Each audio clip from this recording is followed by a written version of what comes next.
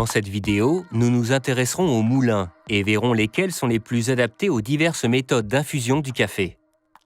La mouture est une étape essentielle de la préparation du café.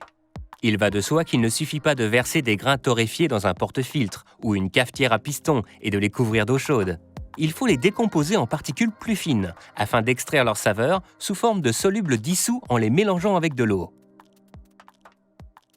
Tout est question de trouver la surface et la quantité appropriée pour extraire la saveur. Une partie importante du broyage des grains consiste à les réduire en particules d'une certaine taille pour permettre à l'eau de s'écouler à travers le café lors d'une infusion.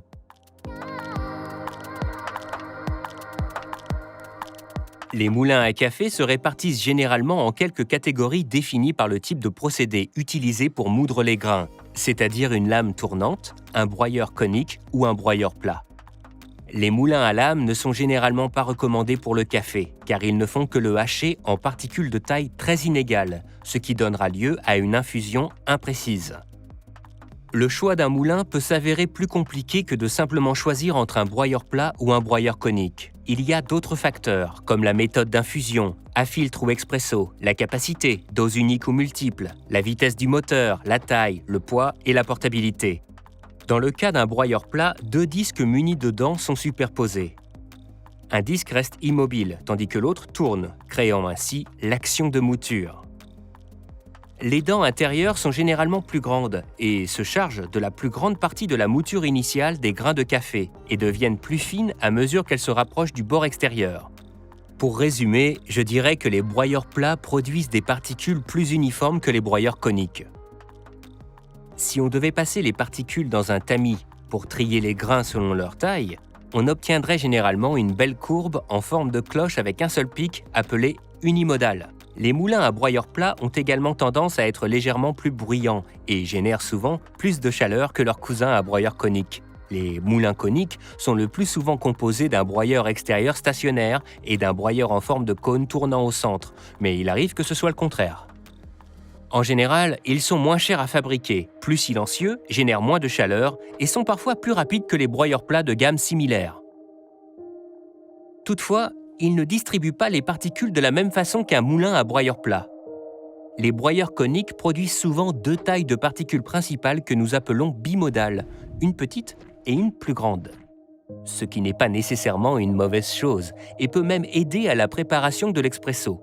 En général, plus le moulin est gros, plus il peut moudre rapidement et plus la quantité de café moulu sera importante. Toutefois, le moulin perdra en portabilité. Ils peuvent être plus lourds et plus difficiles à déplacer. Plus le moulin est petit, plus il est transportable. Mais en utilisant des broyeurs manuels, on peut perdre en rapidité et en qualité. En règle générale, les particules destinées à l'expresso doivent être plus fines, car elles sont soumises à pression, et plus grossières pour la cafetière filtre, car elles restent plus longtemps en contact avec l'eau. Certains généraliseront en disant que le broyeur conique est fait pour l'expresso, et le broyeur plat est fait pour la cafetière filtre. Cette affirmation est souvent vraie. Cela dépend de vos objectifs. Demandez-vous donc combien de temps prend votre préparation de café, et quel réglage de mouture correspond à vos besoins. Quelles sont les saveurs que vous cherchez à extraire des grains? En général, on préférera un broyeur conique pour l'expresso car il produit à la fois de grosses et de petites particules. Et que les plus petites particules limitent l'écoulement de l'eau sous pression.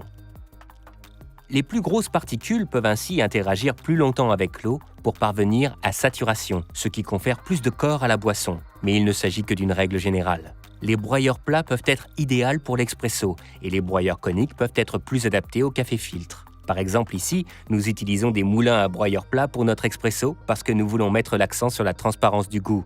Cela signifie que nous pouvons affiner l'extraction pour cibler le pic des particules, sans, faute d'un meilleur terme, altérer la boisson par une extraction excessive des particules les plus fines.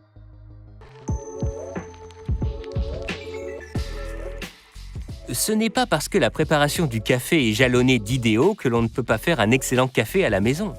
Un moulin manuel est idéal si vous voulez un café singulier et que vous avez le temps et les muscles pour le faire. On peut obtenir une délicieuse tasse de café avec un broyeur de café conique chez soi pour un prix raisonnable.